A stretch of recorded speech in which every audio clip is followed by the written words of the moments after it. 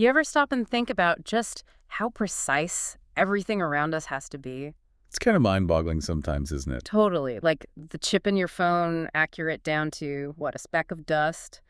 Or an airplane wing measured within a hair's breadth. Exactly. And that level of accuracy, it's not just luck or pure skill anymore, it's technology. Really sophisticated tech working behind the scenes. Which brings us nicely to today's deep dive topic, coordinate measuring machines, CMMs. Ah, yes, the CMMs, the unsung heroes, you could say, of precision manufacturing. Definitely unsung. Most people probably haven't heard of them, but their market, well, it's not just growing, it's really taking off. Yeah, to put it mildly. Back in 2021, the global CMM market pulled in nearly $3 billion in sales. That's $2.84 billion to be precise. A solid number to start with, but the projections, that's where it gets really interesting. Right. By 2025, it's expected to hit over $3.9 billion. Okay, nice jump. But then it's projected to more than double again, hitting an incredible $7.67 billion by 2033. Wow. That's huge. We're talking a compound annual growth rate, CAGR, of 8.63%. That's very robust year on year. So our mission today, let's dig into the data behind those numbers. We want to figure out what forces are actually driving this massive expansion. And what it means, really, for industry, for manufacturing globally. Exactly. It's not just numbers on a page. It tells a story, doesn't it, about how industries are changing, evolving? And how that affects the quality of, well, pretty much everything you buy and use. Okay, let's unpack this then.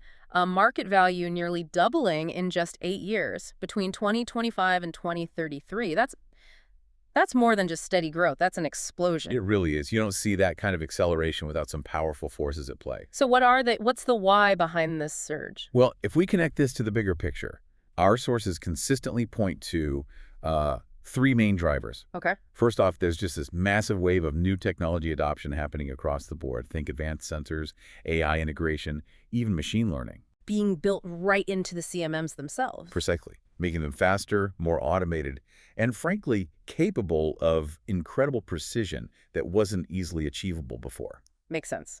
Driver number 2. Widespread industrial modernization. You know, the huge global shift towards electric vehicles. Yeah. Or think about aerospace components getting more complex, medical devices needing absolute perfection. These industries basically demand zero-defect production now. And CMMs are the gatekeepers for that quality control? They're essential, absolutely essential for maintaining quality, meeting tough standards. And the third driver, momentum from emerging markets. Ah, okay. So countries rapidly building up their own manufacturing power. Exactly. Investing in the infrastructure, the capabilities. And that includes the tools for precision measurement. So it's this mix. Smarter tech, industries demanding higher quality, and new players entering the advanced manufacturing game. That seems to be the core story, yes. And for you, the listener, it really comes back to the quality and reliability of the stuff in your life, doesn't it? Absolutely. That phone, that car part, that hip replacement, CMMs are working behind the scenes, ensuring they're made right. Okay, now here's where it gets really interesting for me.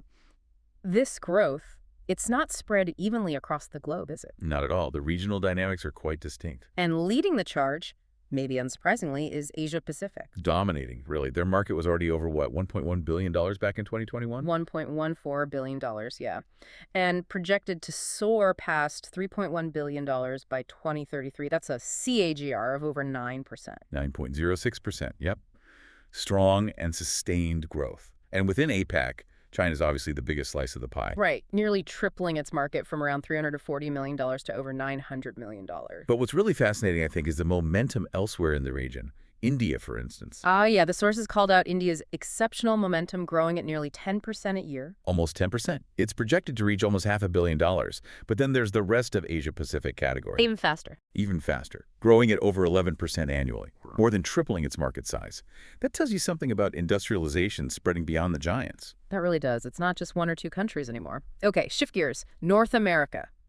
Still a major player. Oh, absolutely. The second largest market. Valued around $814 million in 2021. And projected to climb over $2.09 billion by 2033. That's about an 8% growth rate. 8.06%. Solid growth. The U.S., of course, leads the region, heading towards $1.6 billion or so. But this caught my eye. Canada's actually expanding faster. Yeah, slightly faster. A 9.16% CAGR. projected to go from about $100 million to nearly $300 million. Interesting. Makes you wonder about specific sector investments there, maybe aerospace or automotive. Could be. Targeted investments often explain those regional differences within a larger market. Then you've got Europe. Still a significant contributor, growing from just over $500 million. $536 million. Right, to roughly $1.37 billion. About an 8% growth rate there, too. 7.98%. Very close. And you see strong countries like Germany, projected to hit over $200 million. France also shows strong growth, almost 9% annually. And similar to Asia, the rest of Europe is also growing quite fast. Yep, nearly 10% annual growth there as well. Again, it suggests this push for precision and efficiency isn't just concentrated in the biggest economies, it's a broader trend. So when we put all this regional data together, what does it tell us about the sort of emerging frontiers? Where's the most dynamic growth happening? That's where the picture gets even more nuanced. What's fascinating here is how these different growth rates really signal shifts in industrial focus and investment globally. Okay, like where? Take South America, showing a really significant CAGR, nearly 9.6%. Right, going from under $20 million to over $500 million. $187 million to $552 million, yeah. And within that, look at Argentina. They stood out, didn't they? Over 10% growth. 10.1%, nearly tripling its market. That points towards, a growing emphasis on precision manufacturing, maybe in auto parts, industrial machinery across the continent. Okay, makes sense. But the real headline grabber, the one that surprised me, Africa. Ah, yes. The data there is quite striking. Our sources label it explicitly: fastest regional growth globally. A 12.45% CAGR. That's huge. It really is. Now, it's starting from a smaller base, remember, around $57 million in 2021. True, but heading towards $216 million by 2033. That's a substantial market being built. And it's broad-based growth, too. Nigeria, South Africa both projected to more than triple their market size.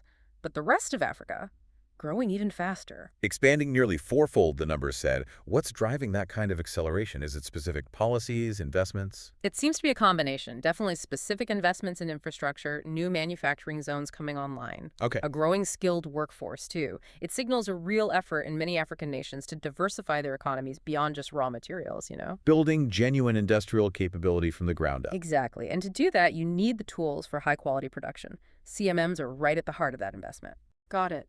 And the Middle East. Steady growth there. More moderate, maybe, around 7%, but still reaching over $250 million by 2033.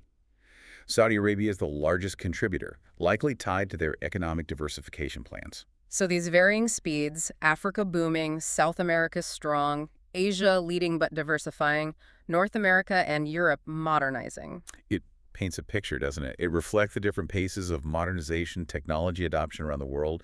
It shows where new industrial hubs might be forming. And where established ones are doubling down on precision. Exactly. And it really makes you, the listener, think. Are we watching a fundamental rebalancing act in global manufacturing, where the world's high-precision goods get made? That is a really powerful question to ponder. So recapping quickly, we've seen this incredible expansion across the board for coordinate measuring machines. Driven by that potent mix, smarter tech, tougher industry demands, and new players stepping up. And hopefully this deep dive has given you a clearer view, a shortcut really, into understanding a crucial but often overlooked engine of the global economy.